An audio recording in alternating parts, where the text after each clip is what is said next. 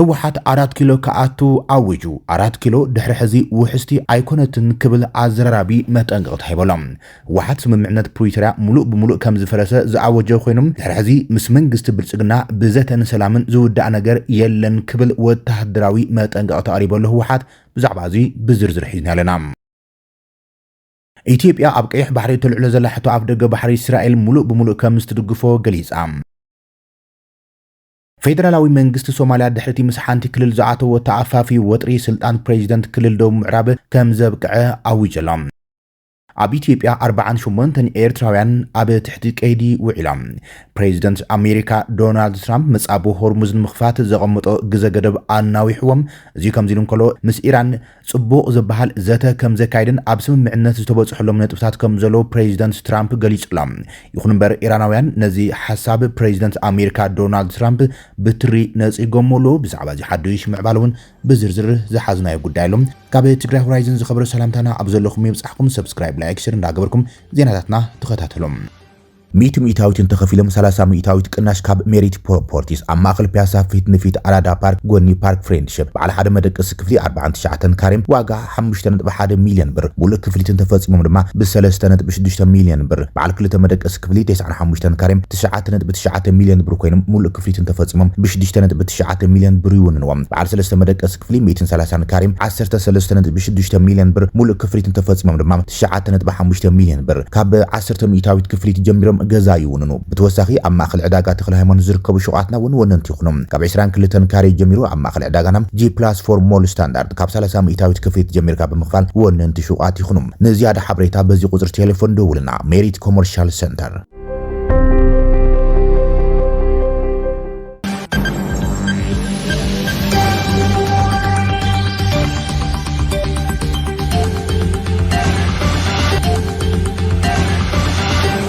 بزي حقاو منجدي أبى تحت أيدي بوليس تجري ودي غزر كبا جايت إنيا تلفزيون تجري يوهانس برهانم نعصر معلتات تلوات يقصر بيت فردي كم استوهابو تجري سلام أبز حلفو سومنت شعات مقابل كلشن 10 شو من عامة مرس 10 جايت إنيا يوهانس برهان دحرش ديشت معلتات مع 10 لومي بيت فرد قريبهم بكوميشن بوليس تجري أبى تحت أيدي ودي غزر جايت إنيا يوهانس برهانم أب كتما مغلق فلا كتما عايدر أبزر كبيت فرديم كم زقرب بيت سمع زلام لما عالتي أبزو عالم مقابل يعني 10 معلتات قصر مالتون 24 مقابل كلشن 10 شمنتن عامة مرات نقرب بيت فردي وسانة كم ذهبي تقليصم جايزنيا يوهانس حزبي زلعل زرعد حبريتا عبر فيسبوك بمتقعن عبر واتساب بستلاقو ملأخت نيو زبل كسيوم بوليس أغريب الزلام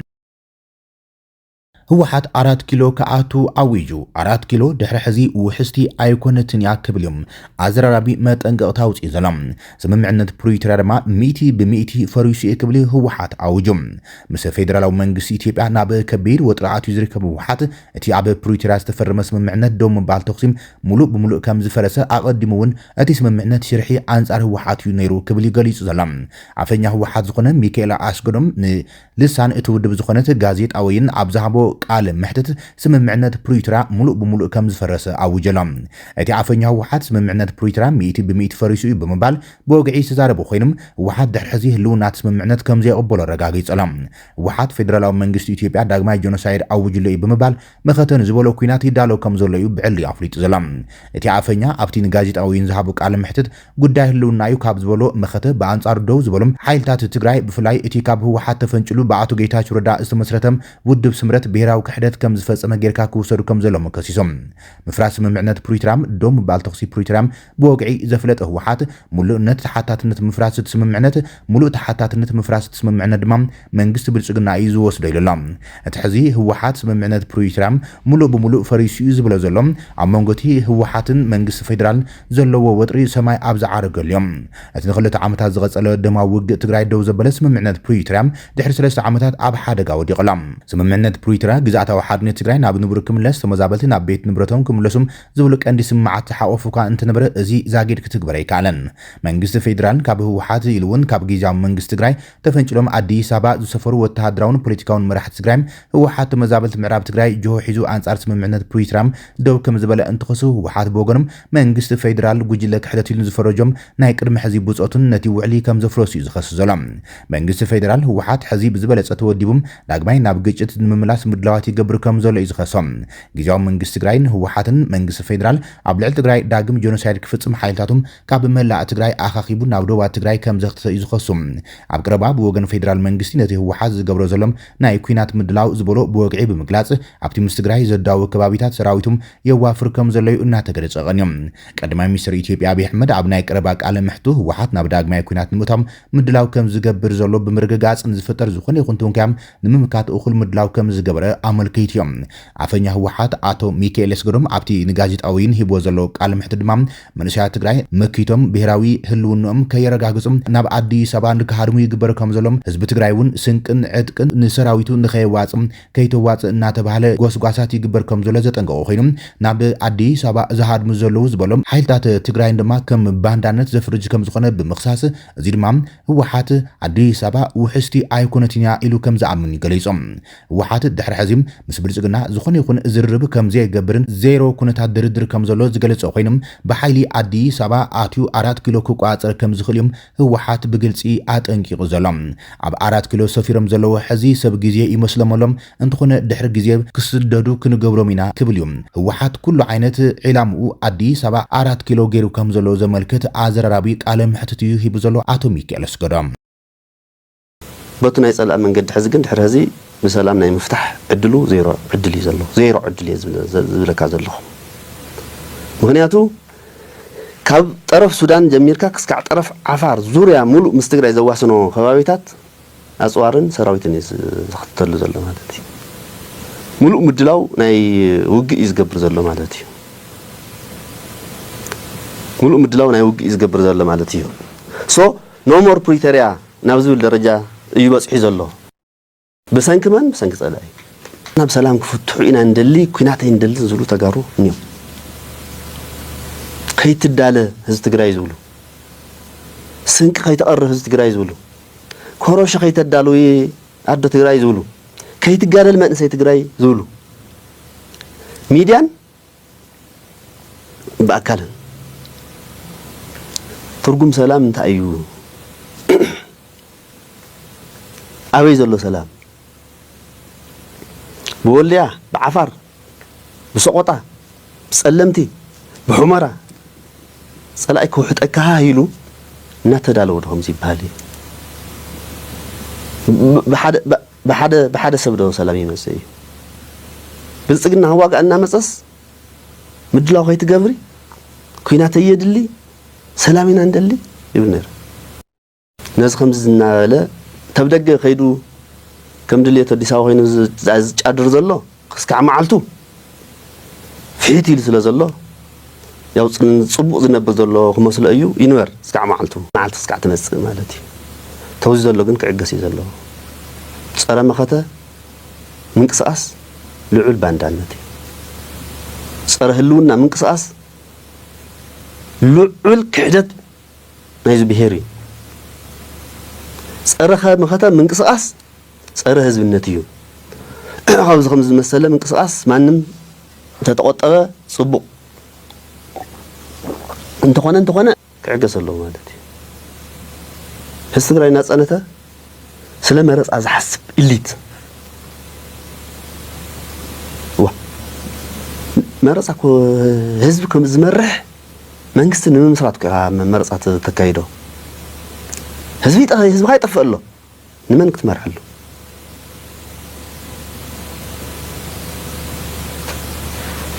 وا أزي تاريخ يقرأ زي يقولوا كحدت زكايدو زلو تجارو تطوع قبل الله أو زلو طرح زي كونس تمدي سوا زلو ستادي سوا سرحق تاي كونتن تجراوي انت عسيلو زي أنا مفتح قلال مهانا دما بتكبر يفتوا وياه سلازي كم تولنا صبو مخد أخمز مسألة حدا جاي مسألنا لما انت أنا هنجبر زجب النا زبل حزون وصرح حدا تحدنا تنا نتنكر هلونا أنا نمقصل عندنا كنود دبلنا كنك على سلنا وكن علم لنا كنعتق لنا بايزوي ناي سلام ሰላም ናይ ምፍታሕ ዕድሉ ናብ 0% ይወርደሉ ብልጽግና እንተልና ኮይና በታ ዝመጽእ ነስተናግዶ ክንዳለ እዩ ዘለና ተተዳሊና ቀሊል ጸላ ኣይኮነን ግን ተዓ ልዕል ዓቕምና ኣይኮነን ጸላኢ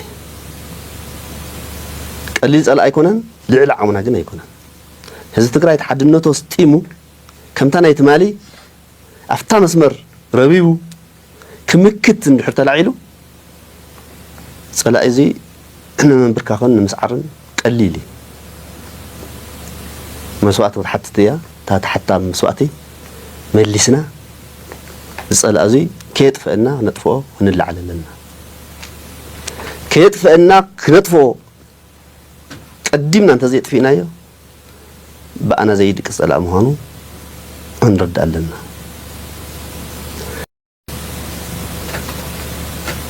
ናብ ኩሉ ግንባራት ገጽና ጌርና ኢና ምስ ብልጽግና ናብ ውዕሊ ፕሪቶርያ ኣቲና ከቢድ ኩነታት ሕዚ ገለገሊኦም ግንባራትና ክፍቲ ኮይኖም ኣለና እዮም ገጽና ናብ ብልጽግናን ጥራሕ ክንገብር ዕድል ፈጢሩልና እቲ ግዜ ብሩህ እዩ ጉዕዞና ትቃልስና እውን ብሩህ እዩ ክንዕወት ከም ንኽእል ምንም ዘጠራጥር ነገር የለን ከየጥፍአና ክነጥፍኦ ዝግባእ ጸላኢ እዩ ኣብ ውዕሊ ፕሪቶርያ እንድሕር በዛ ደረጃ እዚ ዓፂዋ ኮይኑ ተህልውናና ምቕጻል ድማ ናትና ግዴታ እዩ ዝኸውን ክነቐጽልና ድማ ኢና ክንዕወት ኢና ግን ክንሰምር ኣለና ኢትዮጵያ ኣብ ቀይሕ ባሕሪ ተልዕሎ ዘላ ሕቶ ኣፍ ደገ ባሕሪ እስራኤል ሙሉ ብምሉእ ትድግፎ እያ ክብል ኣምባሳደር እስራኤል ኣብ ኢትዮጵያ ተዛሪቦም እቲ ምስ አንዳፍታ ኦንላይን ሚድያ ቃለ መሕትት ዘካየደ ኣምባሳደር እስራኤል ኣብ ኢትዮጵያ አብርሃም ንጉሰም ሕቶ ኣፍ ደገ ባሕሪ ኢትዮጵያ ሃገሩም ትክክለኛ ሕቶን ጠለብን ከም ዝኾነ እያ ተኣምን ክብል ገሊጾሎም ኢትዮጵያ ብሰላማውን ዲፕሎማሲያውን መንገዲ ካብ ግዛኣት ኤርትራ ናብ ቀይሕ ባሕሪ ዘእቱ ኣፍ ደገ ባሕሪ ክትረክብ ከም ዝግባእ ድማ እቲ ኣምባሳደር እስራኤል ስሚሩሎም ከምዚ ዝፍለጥ ኤርትራ እቲ ኢትዮጵያ ተቕርቦ ዘላ ጠለብ ኣፍ ደገ ባሕሪ ብተጋጋሚ ግብረ መልሲ ክትበሉ እንከላም ከም ወራር ከም ትሪኦ ንዓለም ማሕበረሰብ ፍሊጣ ኣብቲ ዝተኻየደ ቃለ መሕትት ኢትዮጵያን እስራኤልን ኣብ ዞባ ዘለዎን ርክብ ይጎል ከም ዘሎም ዝገለጸ ኮይኖም እቲ ጋዜጠኛ ኦንላይን ሚድያ ኣፍታም ኢትዮጵያ ኣፍ ደገ ባሕሪ ብሰላማዊ መንገዲ ዝረኺባም ናብ ሓይሊ ኣትያ ወደብ ዓሰብ ክትምዝዕ እንተተበጊሳም እስራኤል ኣብ ጎኒ ኢትዮጵያ ትስለፍ ዶ ክብል ነቲ ኣምባሳደር እስራኤል ሕቶ ምስ ኣቕረበሎም ንሱ ሽዑ እንሪኦ ክኸውን ክብል ይመሊሶም ኣብታ ቃለ መሕትት ብዛዕባ ዋድነት ወደብ ዓሰብ ዝተለዓለ ክኸውን ከሎም እቲ ተውልደ ኢትዮጵያዊ ዝኾነ እስራኤላዊ ኣምባሳደር ዋላ ዳም ብግልፂ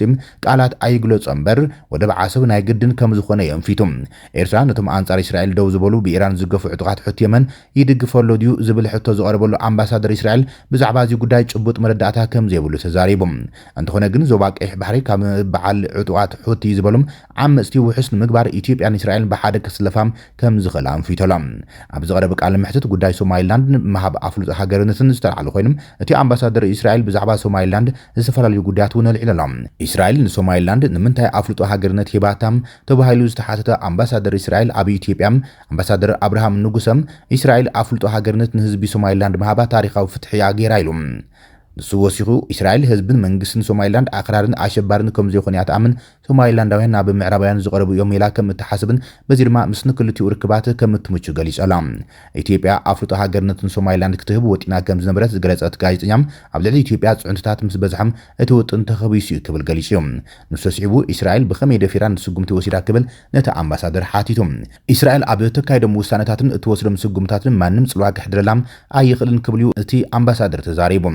ጉዳይ ተሕዝካዮ ዘሎ ኩናት ኢራን ዝጠቐሰ ኣምባሳደር አብርሃም እስራኤል ኢራን ንምድኻም ናይ ዓለም ኩናት ወኪላት ትቃለስ ከም ዘላ ገሊጾሎም ፌደራላዊ መንግስቲ ሶማሊያ ድሕርቲ ምስ ሓንቲ ክልል ዝኣተወ ተኣፋፊ ወጥሪም ስልጣን ፕሬዚደንት ክልል ደቡብ ምዕራብ ከም ዘብቅዓ ኣውጀሎም ኣብ መንጎ ፌደራላዊ መንግስቲ ሶማሊያ ምምሕዳር ክልል ደቡብ ምዕራብን ዘሎ ፖለቲካዊ ምስሓብ እናገደደ ኣብ ዝኸደሉ ዘለዋን እቲ ፌደራላዊ መንግስቲ ብሰንበት ናይቲ ክልላዊ መሪሕነት ግዜ ስልጣን ብወግዒ ከም ዘብቅዕ ብምእዋጅ ናይ ምስጋር መስርሕ ንምጅማር ተንቀሳቒሶሎም ሚኒስትሪ ውሽጣዊ ጉዳያት ሶማልያን ፌደራላዊ ጉዳያትን ዕርቅን ኣብ ዘወፅኦ መግለፂ ላፍታ ጋሪን ተባሂሉ ዝፍለጥ ፕሬዚደንት ዓብድልዓዚዝ ሓሰን መሐመድ ደጊም ሕጋዊ ስልጣን ከም ዘይብሉ ረጋጊጾም እቲ ሚኒስትሪ ኣብ ሶማልያ ናይ ስልጣን ክፍተት ንከይፍጠር ሓድሽ መሪሕነት ንምምራጽ ክከታተል ዕማም ከም ዝተዋሃቦ ተገሊጸላ። እዚ ስጉምቲ እዚ ኣብ መንጎ መቃዲሾን ክልላትን ዘሎም ከቢድ ወጥሪ ዝያዳ እናኸፈ እዩ ዝኸይድ ዘሎ። ዘመዚ ፌደራል ሶማልያ እዚ ስጉምቲ እዚ ንቋማዊ ናይ ግዜ ገደብ ንምኽባር ኣገዳሲ ስጉምቲ ምዃኑ ክከራኸሩ እንከሎም ደገፍቲ መሪሕነት ደቡብ ምዕራብ ሶማልያ ግን ዝኾነ ይኹን ማእከላይ መንግስቲ ኣብ ክልላዊ ግዜ ስልጣን ጣልቃ ንምእታው ዝገብሮ ዘሎ ፈተና ከም ዘይሕጋዊ ስጉምቲ ከም ዝርእዎ ኣቐዲሞም ኣመልኪቶም። እቲ ክልላዊ ፕሬዚደንት ነቲ ሚኒስትሪ ዘውፅኦ መግለፂ ክሳብ ሕዚ ወግዓዊ ምላሽ ኣይሃበሉን። እንተኾነ ግን እቲ ናውስኸ ዝኸይድ ዘሎ ወጥሪ ኣብቲ ንኣሸባሪ ኣልሸባብ ንምውጋም ወሳኒ ዝኾነ ዞባ ዘይርጉእነት ክፈጥር ይኽእል እዩ ዝብል ስጋት ኣሕዲሮሎም። ኣብ መንጎ ፌደራላዊ መንግስቲ ሶማልያን ክልል ደቡብ ምዕራብን ተፈጢሩ ዘሎ ምስሓብ ቀንዲ ተዋሳእቲ ፖለቲካ ኮይኖም ዘሎም ሓደ ፕሬዚደንት ሶማልያ ሓሰን ሼክ መሐመድ ኮይኖም ማእከላይ መንግስቲ ኣብ ልዕሊ ክልላት ዘለዎ ቁፅር ንምሕያል ቋማዊ ለውጥታት ምትእታው ይሰርሕ ከም ዘሎ ተነጊሩሎም። ካልኣይ ዓብድልዓዚዝ ሓሰን መሐመድ ላፍታ ጋሪን ኮይኖም ንሱ ፕሬዚደንት ክልል ደቡብ ምዕራብ ሶማልያ እዮም። ነቲ ካብ መቃዲሾ ዝመጽእ ዘሎ ጸቕጢ ብትሪ ዝቃም ዘሎ መራሕታ ክልል ስልጣኑ ሕጋዊ ምዃኑ ብምግላጽ ነቲ ፌደራላዊ መንግስቲ ኣብ ክልላዊ ጉዳያት ዝገብሮ ዘሎ ኢዳ ኣታውነት ወራር ክብሎ ይገልጽዎም። ኣብቲ ኣብ ሶማልያ ዝግንፍል ዘሎ ሓድሽ ወጥሪ ከም ሳልሳይ ተዋሳኢ ዓሊ ዮሰፍ ዓሊ ሖሽ ሚኒስትር ውሽጣዊ ጉዳያት መንግስቲ ፌደራል ኮይኖም እቲ ስልጣን ፕሬዚደንት ደቡብ ምዕራብ ከም ዘብቅዕ ዝገልጽ ወግዓዊ መግለጺ ዘውፅአ ሚኒስትሪ ዝመርሕ ዘሎ እዮም። እቲ ሚኒስተር ንመስርሕ ምስጋር ስልጣንን ሓድሽ መረፃ ናይ ምቁፃር ሓላፍነት ተዋሂቦሎም። ብተወሳኺ ኣባላት ባይቶ ደቡብ ምዕራብን ክልላዊ ሓይልታትን ብዙሓት ካብቶም ካብ ፌደራላዊ ባይቶ ዝወከሎም ተወለድቲ እቲ ክልልን ናይቲ ክልል ፀጥታ ሓይልታትን ንላፍታ ጋሪን ደገፎም ይገልጸሎም። እቲ ክልላዊ ሓይሊ ንወተሃደራዊ ምንቅስቃስ ፌደራል ንምምካት ድማ ትእዛዝ ተዋሂቦሎም። ኣብ ኢትዮጵያ 48 ኤርትራውያን ተኣሲሮም ኣሎም። ኣብ ኢትዮጵያ ክልል ደቡብ 48 ኤርትራውያን ከም ዝተኣስሩ ተገሊጹ። ፖሊስ ዞባ ደቡብ ኦሞ ብዘይ ሕጋዊ ሰነድ መገሻ ናብ ኢትዮጵያ ክኣትውን ብዘይ ሕጋዊ ሰነድ መገሻ ካብ ኢትዮጵያ ክወጹን ብለይቲ ኣብ ደረቕ ጽዕነት መኪና ክወጹን ዝፍትኑ ዝነበሩ 48 ኤርትራውያን መንእስያት ኣብ ትሕቲ ቀይዲ ኣትይዎም ኣሎም። ኣይሱዙ ዝተባሃለት ቀላል ደረቕ ናይ ጽዕነት መኪና እናተጓዓዙ ከሎም ሰዓት 9 ድሕሪ ቀትሪ ከም ዝሰሓዙ ዝገለጸ ፖሊስ ሓያሎ ክልላትን ወረዳታትን ተሳጊሮም ናብ ኦሞ ከም ዝበጽሑ ኣመልኪቶሎም። ኣብ ኤርትራ ኣብ ዝቀረባ መንእስያት ካብቲ ግዴታዊ ሃገራዊ ኣገልግሎት ብኩሉ ኣንፈት ካሃድሙ ከም ፀንሑን ኣብዚ ሕዚ እዋን ኣብታ ሃገር ዘሎ ፖለቲካዊ ውጥሪ ዜጋታት ኣማራፂ ስደት ንምድላይ ናብ ጎረባብቲ ሃገራት ይሃድሙ ከም ዘሎም ዓብዪ ምኽንያት ኮይኑ ኣሎ ይብል ካብ ኣዲስ ኣበባ ዝወፀ ዜና። እቶም ኣብ ቀይዲ ዝኣተው 48 መንእስያት ኤርትራ ካብቲ ኣብታ ሃገር ዘሎ ኩነታት ሃዲሞም ዝሓሸ ናብራ ንምድላይ ይፅዕሩ ከም ዘለው ኣመልኪቶሎም። እቶም ጥርጡራት ናብ ዶብ ቀረባ ዝኾነት ከባቢ ኣብ ትሕቲ ቀይዲ ከም ዝኣተው ምርመራ ይግበረሎም ከም ዘሎ ድማ ፖሊስ ገሊጹ ዘሎ። ፕሬዚደንት ኣሜሪካ ዶናልድ ትራምፕ ምጻቡ ሆርሙዝ ንምኽፋት ዘቐመጦ ግዜ ገደብ ብ5 መዓልታት እናዊሕወሎም። ምስ ሰበስልጣናት ኢራን ድማ ወሳኒ ዝተባሃሉ ነጥብታት ኣብ ስምምዕነት ከም ዝበጽሐሎምን ዘተ ከም ዝተኻየደ ነፍሊጦም። ፕሬዚደንት ኣሜሪካ ዶናልድ ትራምፕ ኣብ ልዕሊ ትካላት ፀዓት ኢራን ዝካየድ ዝነበረ ደብዳብ ን5 መዓልታት ደው ከም ዘበሉ ኣውጀሎም። ትራምፕ ኣብ ዝሓለፉ 2 መዓልታት ኣብ መንጎ ዋሽንግተን ቴህራን ጽቡቕ ዝርብ ይካየድ ከም ዘሎ ብምጥቃስ ኣሜሪካ ኣብ ልዕሊ ትካላት ፀዓት ኢራን ተካይዶ ወተሃደራዊ ደብዳብ ን5 መዓልታት ከም ዘቋርጽ ኣፍሊጦሎም። እቲ ፕሬዚደንት ኣሜሪካ ኣብ ማሕበራዊ ገጹ ትሩዝ ሶሻል ኣብ ዘስፈረ ጽሑፍ እቲ ዝርብ ኣብ ማእከላይ ምብራቕን ዘሎ ግጭት ንምፍታሕን ሙሉ ብሙሉ ንምቁራጽን ዝዓለመ ምዃኑ ገሊጾሎም። እዚ ድማ ድሕሪ ንመዓልታት ዝቐጸለ ልዑል ወጥሪ ናብ ሰላም ንምምላስ ዝተወሰደ ስጉምቲ ምዃኑ ኣመልኪቶም። እዚ ኣዋጅ ዝወፀ ሃገራዊ ቤት ምኽሪ ምክልኻል ኢራን ኣብ ልዕሊ ገማግም ባሕሪ ወይ ድማ ደሴታታት ዝካየድ ዝኾነ ይኹን መጥቃዕቲ ርኡይ ግብረ መልሲ ከም ዝስዕብ እዩ እንተላይ ኣብ ወሽመጥ ፋርስ ዝርከቡ ኩሎም መስመራት መራኸቢታት ነታውጊ ብምጽዋድ ክዕጽው ከም ዝኽእሉ ድሕሪ ምጥንቃቕ እዮም። እቲ መጠንቀቕታ ምስቲ ኣሜሪካ ንኢራን መጻቦ ሆርሙዝ ንኽትኸፍት ዝሃበታ ናይ ግዜ ገደብ ምውድእ ተጋጢሞላ። እቲ ተኽሲ ንግዚኡ ምቁራጹ ኣብ ዓለማዊ ዕዳጋ ነዳዲ ድማ ቅጽበታዊ ጽልዋ ኣሕዲሮሎም። ትራምፕ ነቲ ኣብ ልዕሊ መመንጨዊቲ ሓይልን ትካላት ፀዓትን ኢራን ዝካየድ ዝነበረ ደብዳብ ከም ዘደንጎዩ ምስ ገለጸ ዋጋ ነዳዲ ብኸቢድ ወሪዶሎ። ከም ጸብጻብ ኣልጀዚራ እንተኮይኑ ዋጋ ሓደ በርሚል ነዳዲ $17 ወይ ድማ $15 ብምንካይ ሰዓት 11:08 GMT ናብ $96 ወሪዶሎ። ብተመሳሳሊ ናይ ኣሜሪካ WTI ነዳዲ $13 ወይ ድማ $13.5 ብምንካይ $85.28 በፂሖሎ። እዚ ምንካይ ዋጋ ዝመፀ ቀደም ብስንኪ ዝነበረ ወጥሪ ዋጋ ነዳዲ ልዕሊ $112 ደይቡ ድሕሪ ምጽንሖም። ብኻልእ ወገን ቀዳማይ ሚኒስትር ብሪጣንያ ኬር ስታርመርን ፕሬዚደንት ኣሜሪካ ዶናልድ ትራምፕን ብሰንበት ምሸት ኣብ ጉዳይ ምኽፋት መጻብ ሆርሙዝ ብቴሌፎን ተዘራሪቦም። እዚ 20 ደቂቃ ዝወሰደው ኮይኑ ሃናፂ ዘተ ከም ዝነበሮም ማዕከን ዜና ፒኤስ ጸብጺቡ። ወሃብ ቃል መንግስቲ ብሪጣንያ ክልቲኦም ብዛዕባ ኩነታት ማእከላይ ምብራቕን ብፍላይ ድማ ምንቅስቓስ መራኸቢ ንምጅማር መጻብ ሆርሙዝ ዳግማይ ንምኽፋት ከም ዘድሊ ከም ዝራረቡ ገሊጾሎም። እዚ ከም ኢሉ እንከሎ ድማ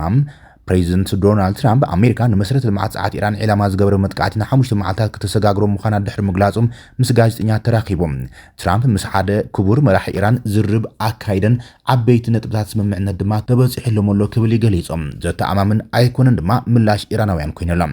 ኣብ ውሽጢ ኢራን ኢንተርኔት እንተተቋረጸውን ገለ ሰባት ገና ኢንተርኔት ዝጥቀምሉ መንገዲ ይረኽቡ እዮም ሪፖርተር ቢቢሲ ፐርሻ ኢራን ዘዘራረበቶም ሰባት ብሙሉእ ኣንጻር ዚም ሕዝ ዘሎ ኩነታት እዮም ዝገልጽዎም ኣብ ርእሰ ከተማ ቴህራን ኣብ 20ታት ዕድሚኡ ዝርከብ ሰብኣይም ኣብ ናይ ዶናልድ ትራምፕ ትሩዝ ሶሻል ኣካውንት ዝሰፈረ ጽሑፍ ቀዲሙ ነታ ጋዜጠኛ ዝሰረደላ ሰብ እዩ ርእይቱ ምስተሓተረ ድማ መወዳእታ ናይ ኩነታት ንህዝቢ ኢራን ኣዝዩ ብዙሕ ዋጋ ዝኸፍል እዩ ኢስላማዊት ሪፐብሊክ ጸንሐት ኣይጸንሐት ዋላውን መወዳእታ ከም ዝበጽሐን ተፈለጠት ዝብል ገብረ መልሲ ሂቡ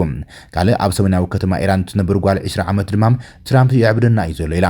ሳልሳይ ርእይቱ ወሃቢ መንእሰይ ካብ ቴህራን ድማ ከም ዝብል ምስ ዓርከይ ብቴሌፎን ክንስሕቕ ጸኒሕና እዚ እንገብሮ ዘለና እዚ እንነብሮ ዘለና ህይወት እንታይ እዩ ተባሂልና ይብል እዚ ከምዚ ኢሉ እንከሎ ካልእ ጓል 20 ዓመት ዝኾነት ንእስቲ ድማ ተቐማጢት ቴህራን ብወገናም ትራምፕ ብዙሕ ዘተኣማምን ሰብ ኣይኮነን ጽባሕ እንታይ ከም ዝብል ኣይፍለጥን ኢላ ምስ ኢስላማዊ ሓለዋ ሰውራ ኢራን IRGC ርክብ ዘለዋ ማዕከን ዜና ፋርስ ኢራን ብወገናም ሽሙ ዘይተጠቐሰ ኢራናዊ በዓል ስልጣን ብምጥቃስ ምስ ትራምፕ ቀጥታዊ ይኹን ተዘዋዋሪ ርክብ ኣይተገብረን ክትብል ጸብጺባላ እቲ ምንጪ ትራምፕ ኣብ ምዕራብ ኤሽያ ዝርከባ መደበራት ሓይሊ ኤሌክትሪክ ኩለን ኢላማታትና ከም ዝኾና ምስ ፈለጠ ንድሕሪት አንሰሒቡ ዘሎ ክብል እቲ ኢራናዊ በዓል ስልጣን ነታ ቴሌቪዥን ፋርስ ግብረ መልሲ ሂቡላ ዘሎ አልጀዚራ ከም ጸብጸቦ እንተኾይኖም